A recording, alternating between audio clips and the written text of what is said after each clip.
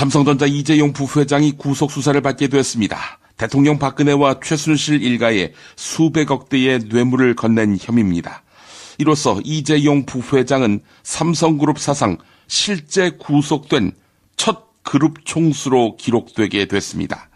서울중앙지법 한정석 영장전담 판사는 새롭게 구성된 범죄 혐의 사실과 증거 자료 등을 종합할 때 구속의 사유와 필요성이 인정된다, 이렇게 밝혔습니다. 이재용에 대한 구속 여부는 영장 실질 심사를 시작한 지 19시간을 넘긴 새벽 5시 36분쯤에야 나왔습니다. 박영수 특별검사팀은 이재용 구속으로 박근혜의 뇌물수수 혐의 입증을 한층 수월하게 풀어갈 수 있을 것으로 보입니다. 동아일보가 보도했습니다.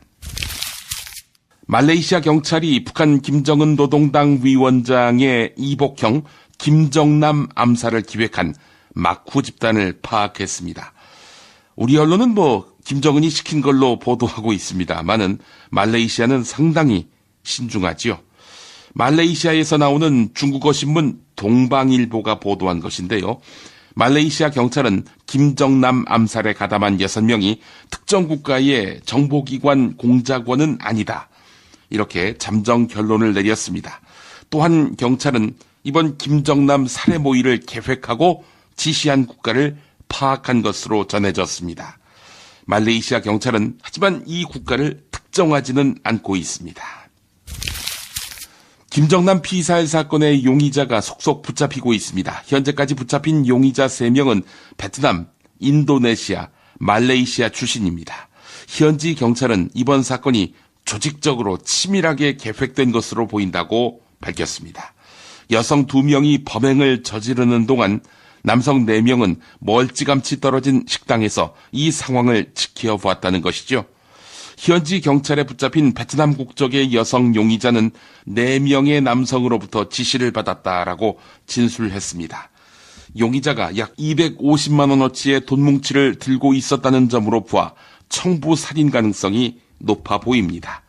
한겨레가 보도했습니다. 김정남 독살 사건의 범행 수법과 도주 행태를 놓고 의문이 제기되고 있습니다. 말레이시아 경찰 당국은 지난 15일 쿠알라룸푸르 공항에서 베트남 여권을 소지한 여성 용의자를 긴급 체포했습니다. 말레이시아 언론은 그의 가방에서 독약이 든 병이 발견됐다고 보도했는데요. 하지만 무엇을 이용해 김정남을 독살했는지를 놓고는 독스프레이와 독극물을 묻힌 천 등으로 관측이 엇갈리고 있습니다. 만약 독스프레이를 사용했다면 주변에 있었던 다른 사람들도 피해를 볼 수 있었습니다. 이에 따라서 과연 스프레이를 뿌렸을까 의문을 제기하게 됩니다. 중앙일보 보도였습니다. 어제 이정미 헌법재판소장 권한대행이 대통령 박근혜 탄핵 심판의 최종 변론 기일을 오는 24일로 고지했습니다. 3월 중으로 심판 결정 선고가 내려지는 것입니다. 그러자 박근혜 측 이동흡 변호사가 자리에서 벌떡 일어섰습니다. 이동흡 변호사는 일반 재판에서도 그렇게는 안 한다. 최소한 5일이나 일주일은 주어야 한다, 이렇게 항변했습니다. 이에 대해 이정미 권한대행은 제출되는 준비 서면을 보면 특별히 새로운 부분이 나올 게 없다, 이렇게 못 박았습니다. 국민일보가 보도했습니다. 이어서 한국일보 보도입니다. 평의 등을 포함해 결정문을 작성하는 기간이 통상 2주임을 감안하면 탄핵 심판 선고는 3월 9일 이전에 선고될 것이 확실합니다. 이정미 대행의 퇴임일인 3월 13일 이전에 8인 재판관 체제 하에서 탄핵 심판 결정을 내리겠다는 의지를 보인 셈입니다. 그러나 대통령 박근혜 측의 거센 반발이 변수가 될 수 있습니다. 박근혜의 헌법재판소 출석도 큰 변수입니다. 박근혜가 출석을 신청할 경우 오는 24일로 못 박은 최종 변론이 유동적일 수 있습니다. 박근혜가 피청구인인 만큼 헌법재판소도 시간 조정을 적극적으로 고려하지 않을 수 없다는 이야기인데요. 오늘 김용민 브리핑 일부를 들어보시면 한상희 건국대 로스쿨 교수가 그럴 가능성은 낮다, 이렇게 분석했습니다. 한국일보가 보도했습니다. 헌법재판소가 대통령 박근혜 탄핵심판 사건의 변론을 오는 24일 종결하겠다고 밝혔습니다. 탄핵심판을 이정미 헌재소장 권한대행이 퇴임하는 3월 13일 이전에 결론 내리겠다는 것인데요. 이에 대해 박근혜 대리인단 측은 마지막 반격 카드로 박근혜의 최후 변론 출석 가능성을 언급했습니다. 그러나 박근혜가 나온다면 국회 측이나 재판관의 질문에 답하는 당사자 신문 과정은 생략될 가능성이 큽니다. 곧바로 최후 진술만 읽어내려갈 가능성이 높은 것입니다. 세계일보 보도였습니다. 최순실이 대통령 박근혜의 4대 국정기조 선정은 물론 이를 정부기관에 하달하는 데에도 관여한 사실이 드러났습니다. 정호성 전 청와대 부속비서관의 공무상 비밀누설 혐의에 대한 재판에서 정호성과 최순실의 대화 녹취록이 공개됐는데요. 녹취록에 따르면 정호성은 최순실을 선생님이라고 부르며 이렇게 말했습니다. 정부의 4대 국정기조를 수립하는 과정에서 선생님이 경제부흥이라는 단어를 말씀하셨다. 먹힐 것 같다. 그러자 최순실은 이렇게 대답했습니다. 재외공간 대사관이 그런 거 다 내려주셔야 한다. 일 부속실에서 하는 게 그런 일. 조선일보 보도했습니다. 이어서 한겨레 보도입니다. 국정농단 사건 재판에서 검찰은 정호성 전 청와대 부속비서관의 피의자 신문조서를 공개했는데요. 이에 따르면 정호성은 이런 취지로 진술했습니다. 최순실은 국정을 판단한 능력이 없다. 하지만 대통령 박근혜가 최순실의 의견을 들어보라고 지시했다. 또한 정호성은 최순실이 사실상 국정 운영에 개입했음을 시인했는데요. 박근혜의 의사결정에 최순실의 의견이 반영됐다고 진술한 것입니다. 한겨레 단독 보도입니다. 박영수 특별검사팀이 우병우 전 민정수석을 조만간 소환할 예정입니다. 특검은 신영선 공정거래위원회 부위원장을 참고인으로 불러 우병우의 인사개입 의혹에 대해 조사했는데요. 2014년 당시 김영한 청와대 민정수석은 공정거래위원회에 CJ E&M을 불러 조사해보라는 취지의 전화를 했습니다. 하지만 공정거래위원회 시장감시국은 윗선의 뜻과 달리 CJ E&M에 대해 검찰 고발이 아닌 시정명령 의견을 냈는데요. 그러자 청와대 민정수석실이 김모 시장감시국장을 표적감찰해 명예퇴직을 강요했다는 의혹이 있습니다. 신영선 부위원장은 특검에서 우병우 당시 민정비서관이 CJ에 대해 불이익 처분하라고 지시했다. 이렇게 진술했습니다. 성공회대학교 졸업식에서 학교 경비 노동자인 김창진 씨가 무대에 올라 축사를 했습니다.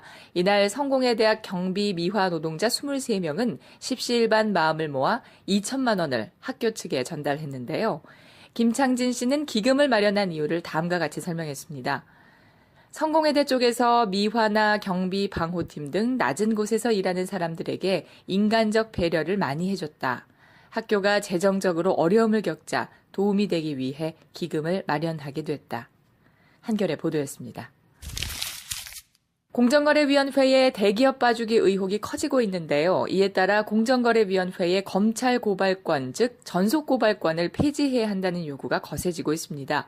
전속 고발권이란 담합, 독점 등 기업의 공정거래법 위반 사건에 대한 검찰 고발 권한을 공정위에게만 인정하는 제도인데요. 대기업을 봐준다는 비판에 공정거래위원회는 의무고발제를 도입했습니다. 의무고발제는 감사원 등이 기업의 공정거래법 위반 사안에 대해 검찰에 고발할 것을 요청하면 공정위가 반드시 이를 따르도록 하는 제도입니다. 하지만 의무고발제 역시 2014년 시행 이후 실적이 16건에 불과합니다. 최근 공정거래위원회 수뇌부는 삼성물산 합병 과정에 특혜를 준 의혹으로 특검 수사를 받고 있습니다. 한국일보 보도였습니다. 19대 대통령 선거 뉴스K 라이브가 책임집니다. 미디어 협동조합은 대통령 선거일까지 통합 미디어 브랜드 뉴스K 라이브를 서비스합니다. 뉴스K 라이브는 품격 있는 보도 시사 프로그램, 이슈 현장 생중계로 주권자인 국민의 눈과 귀가 되겠습니다. 이젠 뉴스K 라이브입니다. 동영상은 온에어.국민.tv에서, 오디오는 팟빵, 라디오에서 만나세요. 김용민 파일. 홍준표 경남지사의 어제 다르고 오늘 다른 말들. 일용직 노무자처럼 일용직 노무자처럼 일당 개념으로 넌 출석 안 했으니까 얼마 빼겠다. 그건 째째한 논리입니다. 국회에 출석하는 만큼 의원에게 세비를 주자는 주장에 대해서 정치인이 일용직 노동자냐고 반박한 홍준표 지사. 그런 홍준표 지사는 2007년 대통령 후보로 나서면서 자신이 일용직 노동자 아들이라고 강조. 저나 우리 이명박 후보처럼 객선에서 욕나는 경우가 있어야 됩니다. 예? 객선에서 욕나는 경우가 있어야 됩니다. 일용직 노무자의 아들 홍준표도 일용직 노무자의 아들 홍준표도 열심히 공부해서 교육 기회 받아서 검사등 이런 나라가 정상인 나라입니다. 환경 파괴를 가져오는 이 대운하 문제, 이것을 어떻게 4년 내에 하시겠다고 하시는지. 2007년에 4대강 사업의 뿌리인 한반도 대운하 공약을 환경 파괴라고 주장한 홍준표 지사. 경남지사가 돼서는 4대강의 보화 녹조 현상은 무관하다고 강조. 보 때문에 유속이 느려져서 그 녹조가 발생했다. 이런 주장은 정치적인 주장이죠. 무상거주 예산만 지금 폭주를 하고 있고 집행하는 정책적 우선순위가 맞지 않다는 겁니다. 아하. 앞으로도 지원이 없을 겁니다. 합고는 무상급식 약속. 경남지사가 되기 전에는 무상급식을 반대하지 않습니다. 무상급식을 그대로 실시하겠다. 예, 그렇습니다. 무상급식이나 노인 편리 사업 같은 복지 예산이 삭감되는 일은 다시 없도록 도에서 직접 우리가 822억이나 1년에 주고 있으니 이거는 감사를 안 할 수 없습니다. 예. 그러니까 지금 교육청 자체에서는 경남도 교육청에서는 월권이다 이렇게 반발하는 게 그건 월권이랑 말을 잘못했다고 했어요. 아니 그게 조례에 지도감독권이라고 나와 있는데 경상남도의 예산을 받는 경남교육청에 대해 지도감독하겠다는 홍준표 지사. 그러나 정부 예산을 받는 경상남도 이것만 국회 국정감사는 안 받겠다고 큰소리. 지방에 내려오더라도 지방 고유사무는 국정감조사의 대상이 되지 않습니다. 그런 홍준표 지사. 2월 16일 운명의 날을 맞았는데 성완종의 금품을 수수한 혐의에 대한 항소심 판결. 이에 대한 입장은 저승 가서 성완종한테 물어보겠다며. 내 저승 가면 성완종한테 안 물어본다고 해요. 돈은 엉뚱한데 다 줘놓고 왜 나한테 뒤집어 씌웁니다. 성완종은 정말 엉뚱한 사람을 모함했을까? 아니면 돈 받을 땐 고맙다고 해놓고 이제 와서는 딴소리를 하느냐고 할까?